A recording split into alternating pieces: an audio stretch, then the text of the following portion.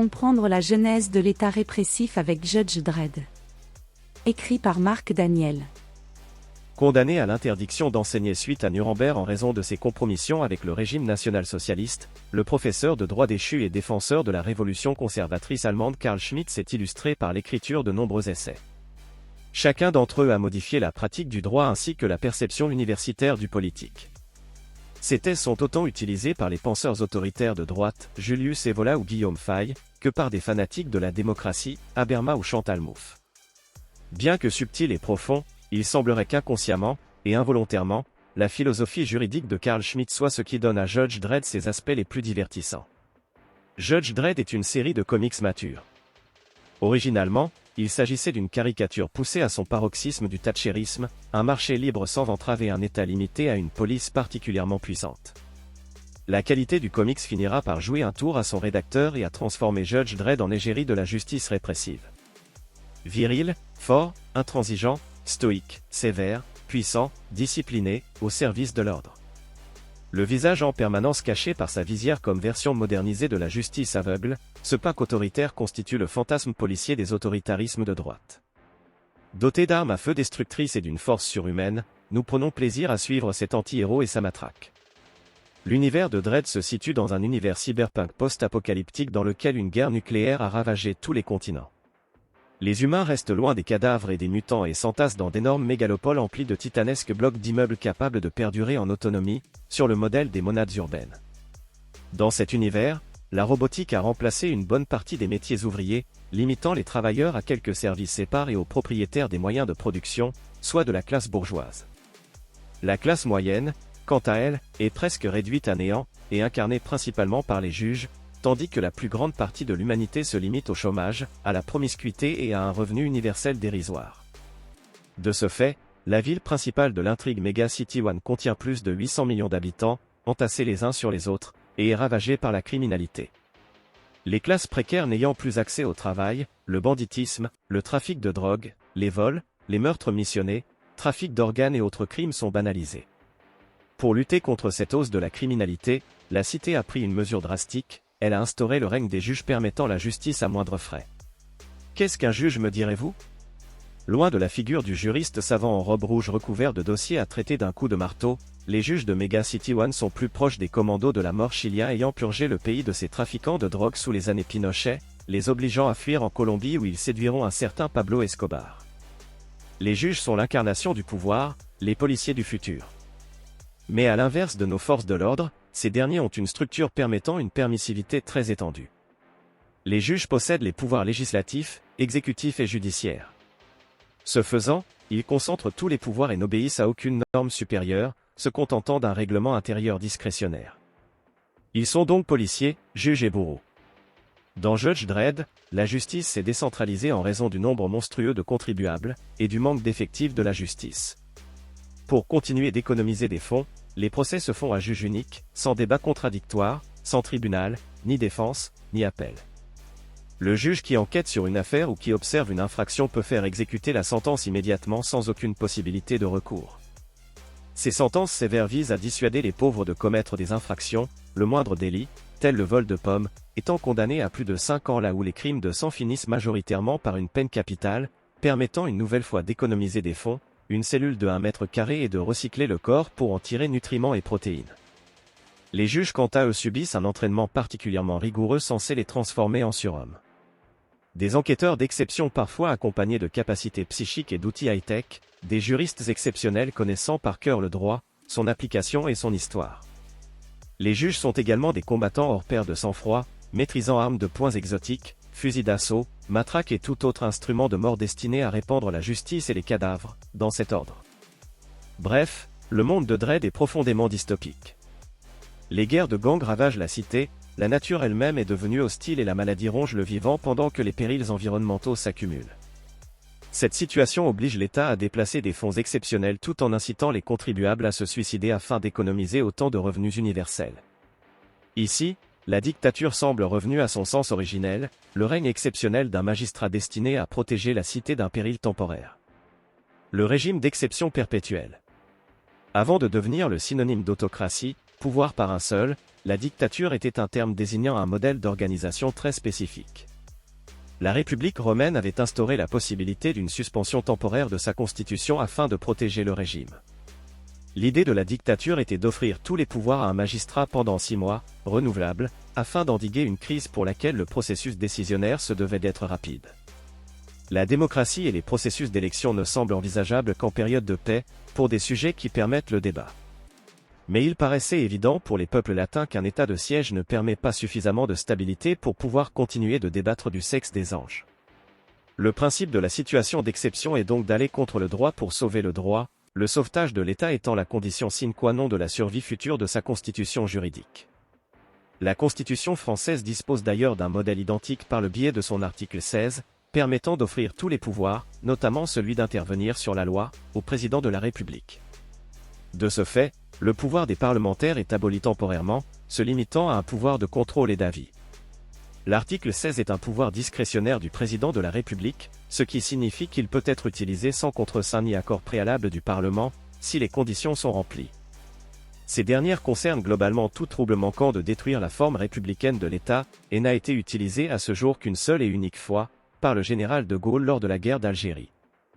Lorsque les institutions de la République, l'indépendance de la nation, l'intégrité de son territoire ou l'exécution de ses engagements internationaux sont menacés d'une manière grave et immédiate et que le fonctionnement régulier des pouvoirs publics constitutionnels est interrompu, le président de la République prend les mesures exigées par ces circonstances.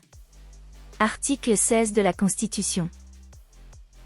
Dans l'ouvrage La dictature, le juriste Carl Schmitt énonce différents types de dictature, parmi lesquels la dictature de mandat. Cette dictature se caractérise par le fait de se fonder sur du droit positif, prévu à l'avance par le régime prévoyant son utilisation, et non pas sur une posture métaphysique, coup d'état de Salvonarole, ni sur une situation de fait offrant le pouvoir à un individu afin d'atteindre un objectif. Dictature révolutionnaire jacobine durant la Révolution française. La dictature se fonde sur un trouble particulièrement grave justifiant son existence. Si le trouble se perpétue ad vitam aeternam, le régime d'exception auto-justifie son propre maintien dans le temps. C'est ainsi que les montagnards ont légitimé la continuité de la terreur à partir de 1793, les traîtres royalistes et immigrés étant toujours plus nombreux. De la même façon, les soviétiques justifiaient le maintien de l'État totalitaire par la nécessité de traquer les traîtres antisociaux, empêchant l'avènement de l'utopie communiste. De même, les nazis considéraient que la traque des Intermenschen et l'obtention des grands espaces étaient constitutives de raisons justifiant la toute-puissance du régime. À l'inverse, nous pouvons noter que le régime de Pinochet s'est doucement mué en démocratie après l'instauration d'un marché libre, la disparition massive des perturbateurs communistes et l'épuration des trafiquants de drogue et des cartels. En bref, la dictature se maintient tant qu'une situation néfaste menace le régime commun. Dans le cas de Judge Dredd, c'est la criminalité post-apocalyptique. La dictature devient donc ce qui vient à bout du mal, mais aussi ce qui l'empêche de déferler sur le monde. La dictature comme catechon. Le catechon est un terme théologique catholique d'origine latine définissant une force empêchant le déferlement des forces du mal. Le catechon est littéralement « ce qui retient ». Si on peut l'attribuer aux 7 sceaux dont la destruction est un préalable à l'Apocalypse, ou à l'Empire romain protégeant le siège pontifical des invasions barbares, ce dernier a fini par définir tout élément censé lutter contre l'entropie. Mais la philosophie du droit s'est réapproprié ce terme en y associant une notion légèrement différente. Pour Carl Schmitt dans sa théologie politique, tous les concepts juridiques de l'État moderne ne sont que des concepts religieux sécularisés. Ainsi, la dictature comme régime d'exception fait office de miracle dans lequel le droit se permet de se transcender pour produire un régime nouveau, éphémère et surnaturel, compris comme au-delà du régime commun. Prolongeant sa pensée, Carl Schmitt considère que les rapports internationaux se pacifient historiquement en permanence par l'existence d'un catechon juridique, soit un élément empêchant les forces nationales de chaque État de se livrer à une guerre sans merci et encadrant les conflits dans des aires spécifiques, limitant leurs expansions. Il donne notamment l'exemple de l'Église catholique au cours du XIe siècle. Disposant de puissants États pontificaux, le Vatican occupait le rôle d'arbitre et imposait des règles ainsi qu'un droit de la guerre. Ce faisant, les logiques d'extermination universelle étaient endiguées. C'est également le Royaume-Uni qui, en complotant régulièrement pour équilibrer les puissances françaises, espagnoles et prusses en empêchant la domination totale de l'un de ces États, qui fera office de catechon, s'incarnant d'autant plus dans les coalitions anti-Bonaparte. Par la suite, d'autres organismes ont pris ce rôle. Si la Suisse imposait un îlot de calme et de vagues discussions lors de la Seconde Guerre mondiale, c'est dans la seconde moitié du XXe siècle l'ONU et la bombe atomique qui joueront ce rôle de catechon empêchant le déferlement de la violence sur le monde, limitant les guerres aux conflits asymétriques de bien plus faibles envergures. Au sein de Mega City One, la dictature des juges apparaît comme l'unique élément empêchant le mal de déferler. La politique est l'art de désigner son ennemi, écrit Carl Schmitt, et si cela est vrai dans la notion de conquête territoriale ou la désignation des pirates apatrides, il est d'autant plus véritable pour le criminel. L'ennemi politique ne sera pas nécessairement mauvais dans l'ordre de la moralité ou laid dans l'ordre esthétique, il ne jouera pas nécessairement le rôle d'un concurrent au niveau de l'économie, il pourra même, à l'occasion, paraître avantageux de faire affaire avec lui. Il se trouve simplement qu'il est l'autre, l'étranger, et il suffit pour définir sa nature, qu'il soit, dans son existence même et en un sens particulièrement fort, cet être autre, étranger et tel qu'à la limite, des conflits avec lui soient possibles qui ne sauraient être résolus ni par un ensemble de normes générales établies à l'avance, ni par la sentence d'un tiers, réputé non concerné et impartial. Au niveau de la réalité psychologique, il advient facilement que l'ennemi soit traité comme s'il était mauvais ou laid, pour la raison que toute discrimination, toute délimitation de groupe utilise à l'appui toutes les autres oppositions exploitables, et la discrimination politique, qui est la plus nette et la plus forte de toutes, use naturellement de ce procédé plus que toutes les autres. Carl Schmitt, la notion de politique et la théorie du partisan. Le criminel, c'est celui qui, rendu coupable d'un crime, s'extrait lui-même du corps social auquel il est devenu néfaste.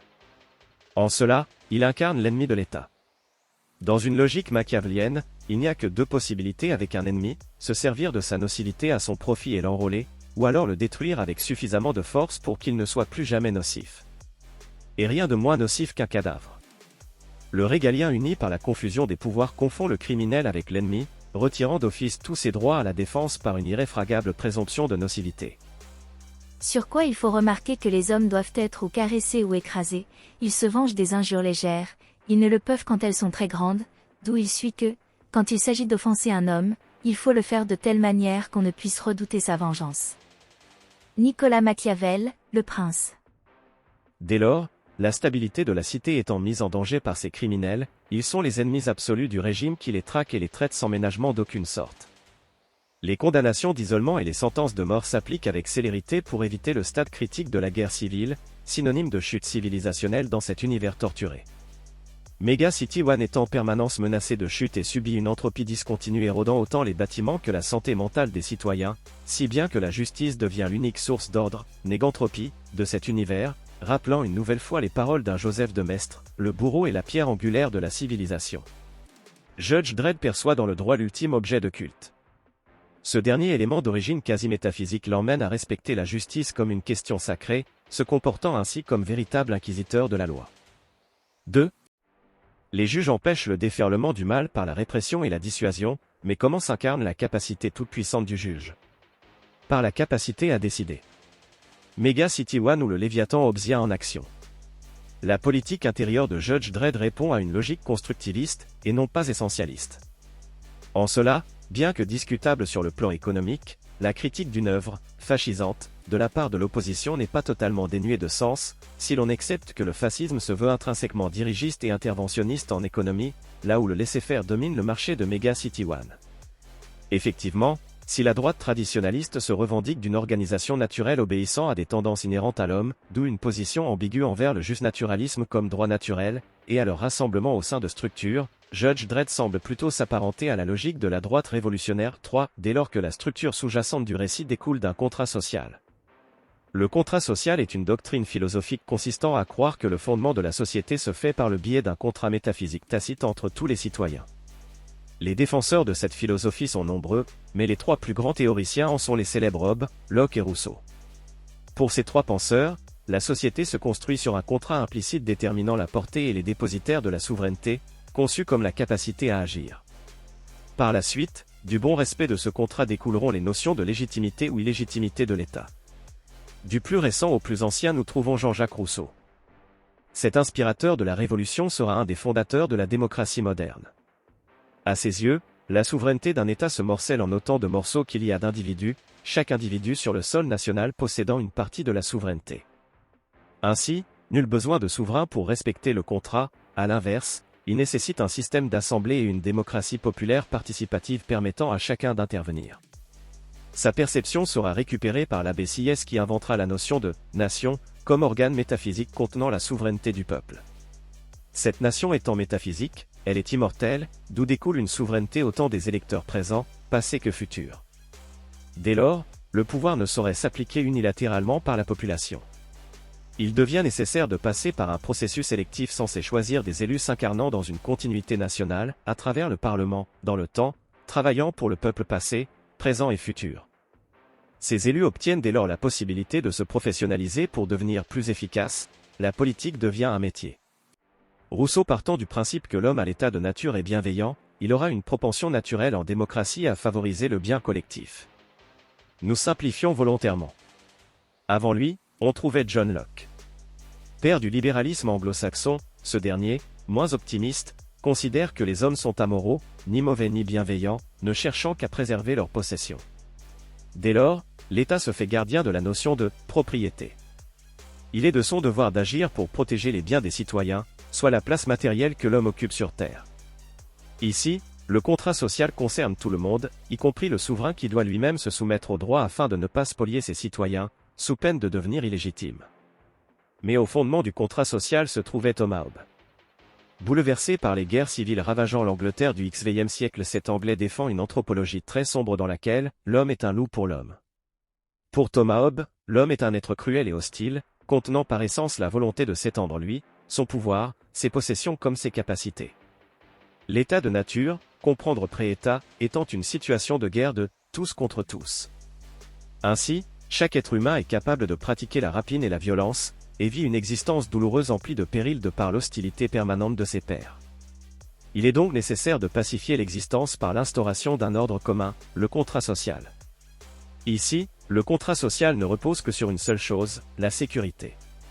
Afin de sortir de l'état de nature, les hommes cherchent à mettre fin à la guerre de tous contre tous, et cela se fait par un organisme concentrant des pouvoirs sévères de contrition, de violence, de répression et de punition imposant l'ordre par la dissuasion, l'État. Ainsi, l'État ne se conçoit ici que comme un nouveau catechon, permettant la vie par la terreur. Dans ce modèle, tous les humains acceptent volontairement, par égoïsme, d'abandonner une partie de leur liberté afin d'obtenir la sécurité, préalable nécessaire à tout vivre ensemble.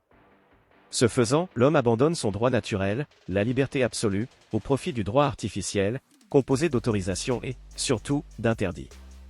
L'État se substitue ici à la vengeance personnelle par l'instauration de punitions, auxquelles se prêtent également les criminels en raison de la situation hypothétiquement pire qui les attendrait sans État. Notons toutefois que dans la situation d'une condamnation à mort, le condamné n'a plus de raison d'obéir au contrat social, d'où une potentielle résistance, une fuite, une lutte, etc. Dès que l'État intervient trop sévèrement, ce qui est son rôle dans ce modèle, l'individu laisse les droits naturels prendre le dessus. Ce faisant, il se fait extérieur à l'ordre juridique, et assume son statut d'ennemi. 4. Ici, tous les humains adhèrent au contrat social en abandonnant une partie de leur liberté et en se soumettant à un souverain disposant de multiples pouvoirs afin d'atteindre cette seule et unique tâche qui est de maintenir la sécurité. Mais si le contrat lie tous les citoyens, le souverain n'est ici que le dépositaire du contrat, il n'en est pas sujet. De là, ce dernier se voit capable d'agir contre le droit sans devenir pour autant illégitime tant que sa mission principale est atteinte. Ici, Hobbes partage le regard de Nicolas Machiavel sur la raison d'État. Pour le philosophe florentin, l'homme étant naturellement méchant, il doit être contraint par l'État, garant de la sûreté collective. Si l'État s'écroule, le penchant naturel de l'homme reprend le dessus et provoque un règne infernal sur terre. D'ici, toute action servant le maintien de l'État est une action bénéfique, indépendamment de ses effets, de sa nature, et de la morale. Le domaine régalien réservé de l'État est le catechon absolu empêchant le déferlement des plus bas instincts humains. 5. De là, Carl Schmitt comme élève de Hobbes revisite la définition de la souveraineté, et souverain celui qui décide de la situation exceptionnelle. Ainsi, le souverain est le dépositaire du contrat social, sans être lié par ce dernier. Il devient donc objet et sujet de droit capable de sortir du droit. De là, Hobbes énonce une idée qui sera quant à elle au fondement du libéralisme. Il y a un dualisme entre société civile et État, et il arrive que les intérêts des deux organes soient antagonistes. À l'époque où le modèle des républiques empire romain mêlant société et État dans un tout homogène domine, Hobbes donnera un violent coup de marteau en mettant en exergue les conflits inhérents à ce dualisme. L'État est un organe autonome s'imposant sur une population en cherchant son auto-perpétuation par la reproduction de son modèle d'élite tandis que la société cherche plus de liberté et l'accès à un plus grand épanouissement matériel, tout en cherchant à conserver la sécurité, étant à la recherche de l'optimisation de ces deux notions. Pour résumer, si Rousseau défend que l'intérêt premier de l'homme est l'égalité, Locke est un penseur de la liberté tandis que Hobbes est le partisan de l'autorité. Judge Dredd ne montre pas autre chose. Des juges tout-puissants installant un règne de terreur destiné à endiguer et mettre fin au banditisme, annihilant les plus coupables. Une société privée totalement laissée à elle-même engendrera des dérives face auxquelles l'État s'oppose, devenant oppresseur d'un peuple libre, soit la condition nécessaire à la sécurité. Voilà qui résume le Léviathan. Car pour Hobbes, l'État se construit comme un Léviathan, une créature toute-puissante imposant son règne aux autres par ses capacités surhumaines, mais à l'image de la créature biblique, le Léviathan est mortel. Si l'État est trop faible, il s'écroule en laissant la possibilité d'un retour à l'état de nature. Hobbes énonce qu'un peuple mal protégé est légitime dans sa révolte contre son souverain. 6. S'il est trop sévère sans imposer la sûreté, il attise la colère et sape ses propres fondements. Dans Judge Dredd, le Léviathan des juges tient bon. La quantité de criminels est tellement élevée que l'insécurité légitime la politique de l'État policier. La politique ultra-répressive n'est tolérée par la population qu'en raison de cette insécurité, aboutissant à la même conclusion que pour la dictature. L'État policier a toujours besoin de plus de crimes pour justifier son maintien. Ainsi, les juges sont suffisamment forts, brutaux et violents pour assurer le minimum réclamé au Léviathan, ce qui n'empêche pas certains révolutionnaires de s'y opposer, tels que le groupe de terroristes démocrates radicaux. Pour finir, notons que l'État policier n'est pas une insulte ou un néologisme péjoratif, mais un modèle juridique théorisé par Robert von Moll dans les années 1930 décrivant un système dans lequel le règlement, soit le pouvoir autonome de l'exécutif, chargé de faire exécuter les décisions législatives, organise la totalité des normes de police. D'ici, la police dispose d'une grande liberté d'action tandis que le contribuable est soumis à une grande difficulté, pour ne pas dire impossibilité, de recours. L'état de police est celui dans lequel l'autorité administrative peut, d'une façon discrétionnaire et avec une liberté de décision plus ou moins complète, appliquer aux citoyens toutes les mesures dont elle juge utile de prendre par elle-même l'initiative, en vue de faire face aux circonstances et d'atteindre à chaque moment les fins qu'elle se propose. Ce régime de police est fondé sur l'idée que la fin suffit à justifier les moyens. 7. Ce monde où la police est autonome est exposé dans Dredd, dans lequel il va jusqu'à montrer l'existence d'un droit particulier, interne et discrétionnaire organisant la vie et les condamnations propres aux juges. L'État policier est un régime catéchonique, qui maintient et contient la folie et les forces du mal, se prolongeant ad infinitum aeternam. En bref, le juge n'est pas que la loi, c'est aussi et surtout le règlement. La décision souveraine jaillit d'un néant normatif et d'un désordre concret. Pour Hobbes, l'état de nature est un état de discorde, de désordre et d'incertitude profond et sans espoir, une lutte de tous contre tous, sans règle ni ordre, le bellum omnium contra omnes de l'homo homini lupus. Le passage de ce stade anarchique, de désordre complet, à un stade étatique de tranquillité, de sécurité et d'ordre à savoir de societas civili ne peut s'effectuer que par l'émergence d'une volonté souveraine dont le commandement et l'ordre font loi. Carl Schmitt, les 3 types de pensée juridique. Yam the law. Yaem the law, traduit en français par « la loi, c'est moi », comme pastiche de « l'État c'est moi », originaire de Louis XIV, et le mantra de Judge Dredd, le protagoniste que nous suivons au sein de cruelles épopées. Cette tendance à mettre le « moi » en avant fait de lui un prédicateur de l'autorité, illustrant le modèle du décisionnisme juridique, mais avant d'aborder cette question, il nous faut retourner aux bases. Dans l'essai « Les 3 types de pensée juridique », Carl Schmitt, qui s'est décidément attaqué à toutes les questions de droit, énonce un fait simple, mais qui n'est pas forcément intuitif: le fondement du droit est extra-juridique. Expliquons-nous. Le droit constitué d'un ensemble de règles dispose d'une valeur, car il est possible de faire appliquer différentes sanctions, ces dernières n'étant que la résultante concrète d'une infraction. Mais comment se construit une norme illégale, sur quoi se fonde la première norme? Pour répondre à cette question, Carl Schmitt va rappeler la doctrine kelsenienne. Hans Kelsen est le plus grand représentant du positivisme juridique, et accessoirement le juriste le plus influent du XXe siècle comme théoricien des démocraties libérales, inspiré d'Auguste Comte. Pour Kelsen, le droit se construit par l'affirmation de normes positives, c'est-à-dire par le fait de concevoir, d'énoncer et de produire des normes d'ordre général venant conditionner tout le droit qui en découle ultérieurement. De là vient l'idée répandue dans la totalité de l'Occident concernant l'importance d'une constitution comme fondement préexistant à l'ordre et aux institutions. Seulement Kelsen conçoit lui-même un paradoxe. Le droit ne peut pas se fonder exclusivement sur une constitution, sinon il reviendrait à dire que le droit positif se voulant une affirmation de droit fondée sur le droit se fonderait sur elle-même. La constitution constitue un droit primordial, fondamental, mais aucunement une justification à sa propre existence. Le fondement se doit d'être extérieur au droit. Ici, nous trouvons une triple opposition entre l'école normativiste, l'école de l'ordre concret, approfondie par Carl Schmitt sous le décisionnisme, et l'école positiviste. Pour le normativisme, le droit se construit comme norme abstraite applicable de toute éternité. Problème, ce kantisme juridique se fait totalement décalé de la pratique de la réalité. En effet, une loi ne peut pas s'appliquer, s'utiliser ou s'exécuter elle-même, elle ne peut pas s'interpréter elle-même ou se définir, ni même sanctionner, elle ne peut pas non plus sans cesser d'être une norme désignée ou nommer les êtres concrets chargés de l'interpréter ou d'en faire usage. Même le juge indépendant, soumis à la loi, n'est pas une notion normativiste, mais une notion liée à un ordre, il est une instance compétente, un membre d'un système organisé de magistrature et d'autorité.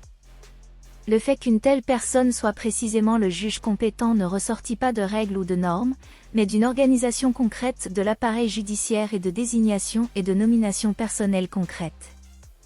L'ordre concret, quant à lui, inverse l'origine. Ce ne sont plus les normes métaphysiques qui organisent le sol, mais l'organisation politique concrète qui va engendrer le droit permettant son épanouissement, sa protection, et en un sens sa limitation. L'ordre juridique ainsi, largement entendu est une essence homogène qui, dans une certaine mesure, se conduit selon les règles mais conduit surtout, un peu comme des pions sur l'échiquier, les règles elles-mêmes. Celles-ci représentent donc plutôt l'objet et même l'instrument de son action qu'un élément de sa structure. Santi Romano. Le décisionnisme, quant à lui, fait d'une décision souveraine à juridique l'origine de l'État, soit de la naissance du droit. Pour Hobbes, représentant le plus important du type décisionniste, la décision souveraine, c'est la dictature étatique, créant la loi et l'ordre à partir de et au sein de l'insécurité anarchique d'un état de nature pré- et subétatique. Ainsi, la décision souveraine comme décision disposant d'une portée influençant réellement l'ordre concret se retrouve à l'origine du droit, comme le dit si explicitement Thomas Hobbes, Auctorita non veritas facilegem. C'est définitivement l'autorité qui fait la loi, pas la vérité. Développons un peu sur le conflit doctrinal concernant la nature du fondement préétatique du droit. Ici, trois auteurs seront en opposition, Hans Kelsen, Maurice Horiou et Carl Schmitt. Pour Kelsen, le fondement du droit donnant lieu à la Constitution se trouve dans une constitution non juridique. D'ici, Kelsen croit identifier pour la France que le fondement de la Constitution n'est autre que la Déclaration des droits de l'homme, soit une énumération globale de faits, d'ambitions et de déclarations morales n'étant pas juridiques dès lors qu'elles se veulent une simple énumération impersonnelle trop floue, vague et sans contrepartie. Écrire « Les hommes naissent libres et égaux » ne dit rien sur la façon dont la loi organisera cette dite liberté ni cette dite égalité. L'article 4 de la Constitution organisant l'égal accès aux adultes au vote et la consécration des libertés individuelles protégées par le juge judiciaire d'après l'article 66, le fera. Ainsi, la pyramide des normes de Kelsen tient en hiérarchisant la Constitution, dominant les normes internationales, elle-même au-dessus de la loi, elle-même dominatrice du règlement, lui-même au-dessus de la jurisprudence, décision des juges, et des coutumes. Mais tout en haut de cette pyramide se trouve un élément ajuridique, qui n'y siège donc pas. Pour Maurice Horiou, l'essence du juridique n'est pas dans la constitution d'une hiérarchie abstraite, indépendamment de son fondement, mais se trouve au sein des institutions. Maurice Horiou, connu principalement pour être le fondateur du droit administratif français, théorise que ce qui donne sa légitimité et sa capacité d'agir à l'État, c'est ses institutions, c'est l'école de l'institutionnalisme. Ordre concret, décision et justnaturalisme. Les institutions sont perçues comme des structures complexes et entrelacées employant de multiples personnes habilitées à agir, donnant lieu à des prérogatives exceptionnelles et un pouvoir réel. Le droit de l'administration ne découle pas d'une norme abstraite, mais de sa capacité d'agir qui est ensuite mobilisée par l'État. Si Léon Duguy, adversaire éternel de Horiou, fera du critère du « service public » soit celui d'offrir un service à la population qui ne peut être assuré à titre gracieux par un organe privé, le fondement de l'administration, Maurice Horiou se fondera plutôt sur l'école de la puissance publique. En résumé, l'administration agit et peut plier les autres à ses ambitions car elle a la capacité d'agir. Quand bien même la loi voudrait l'endiguer et la contrôler, sa puissance apparente seulement serait entachée, mais elle disposerait de façon discrétionnaire d'une influence plus puissante. Le pouvoir assumé est quant à lui soumis au privilège du préalable. L'idée est la suivante. L'État est un léviathan tout-puissant qui ne saurait être traité comme un contribuable conventionnel. De ce fait, l'État ne peut pas être jugé par le droit commun mais nécessite l'invention d'un droit propre à lui-même, organisé autour des personnes morales étatiques. Ce droit autonome, c'est le droit administratif. Et, de par la puissance des institutions, ce droit administratif ne fait pas que limiter son droit, il le fonde également, et l'accentue. Ces données peuvent sembler abstraites, donnons un exemple concret. Si un particulier commet une erreur vis-à-vis d'un contrat, et que l'autre partie veut l'attaquer juridiquement, alors la décision litigieuse sera mise en pause. Par contre, si un particulier décide d'attaquer l'État en justice, la décision ne sera pas mise en pause. Le permis de construire d'un particulier qui sera attaqué par un autre particulier immobilisera la bâtisse privée, mais le permis de démolir obtenu par la commune ne sera pas suspendu en cas de contestation. Hormis référé du juge, soit une action exceptionnelle n'aboutissant que très rarement. Cette absence de contestation vient du fait que l'État étant censé être au service de la nation, une erreur ou un intérêt individuel d'où découlerait une immobilisation d'un projet au service d'un bien collectif viendrait de fait nuire à la nation. Les institutions se servent de ce mythe juridique pour faire appliquer leurs ambitions au moyen d'une présomption de compétence, là où les individus sont soumis à une double présomption d'innocence, laissant le procès civil s'effectuer avant décision définitive. Il faut ajouter que les institutions elles-mêmes disposent de prérogatives en raison de la preuve préalable de leur efficacité. Le droit se fonderait donc selon cette école sur la puissance de l'institution, elle-même fondée sur la démonstration préalable d'efficacité. Par exemple, la police ayant prouvé son efficacité se verra offrir des pouvoirs supplémentaires, d'où découleront une régulation juridique l'ancrant dans le droit. Dans ce modèle, l'État apparaît presque par conflit darwiniste comme étant l'institution des institutions, soit l'institution arbitre réussissant à assimiler et à neutraliser les antagonismes pour son bénéfice, à lui, et au collectif dont il a la charge. Le peuple. La dernière école est celle qui sera le plus défendue par Carl Schmitt car correspondant le plus à sa perception de l'ordre concret, le décisionnisme. Pour Schmitt, Horiou est sur la bonne voie en développant que le fondement du droit se trouve dans la puissance des institutions réelles, mais il ne va pas assez loin. Effectivement, à ses yeux, sa position se retrouve rapidement entravée par la question de l'origine des institutions. Bien qu'une théorie darwiniste d'un conflit interinstitutions soit vaguement ébauchée par Horiou, elle ne semble pas satisfaisante pour l'allemand. Le droit se fonde à ses yeux en premier lieu sur une décision. C'est une décision élaborée par un souverain en dehors du contrat social, influence hobbesienne, qui vient fonder le droit. Ainsi, reprenant à son compte les différents types d'autorité selon Weber, il énonce que l'autorité charismatique fonde le droit par le simple fait d'incarner en son être la souveraineté de toute sa population. Le souverain rédigeant une constitution se sert donc de ce texte comme d'un délégué, qui lui survivra pour transmettre ses ordres. L'autorité de la police découle d'une première décision souveraine d'armer la police de prérogatives régaliennes, et la police fait elle-même régner l'ordre par l'application de ces normes, s'appliquant à leur tour par les décisions d'enquêter, d'appréhender, d'arrêter. Toutes les institutions se construisant comme des poupées russes de délégation. La décision se trouve à la fois comme l'origine et la résultante de l'application du droit. Dans ce modèle, l'incarnation de la justice porte l'autorité par sa simple capacité à nommer les choses. Cet élément, probablement issu de l'imaginaire catholique de Schmitt, vient exercer un parallèle entre Dieu et le souverain. Le prince décide, et les institutions se mettent en place pour exécuter, et si besoin judiciariser ses propos. Le ministre à son tour décidera, puis les délégués des ministres, leurs propres délégués, et ce jusqu'à l'agent tout en bas de l'échelle, disposant également dans sa voix d'une parcelle d'autorité, soit d'une parcelle du droit. Dans ce modèle, la décision est pour ainsi dire inattaquable par la population, limitée à des contribuables profanes, soit inéligible à la critique et à la décision.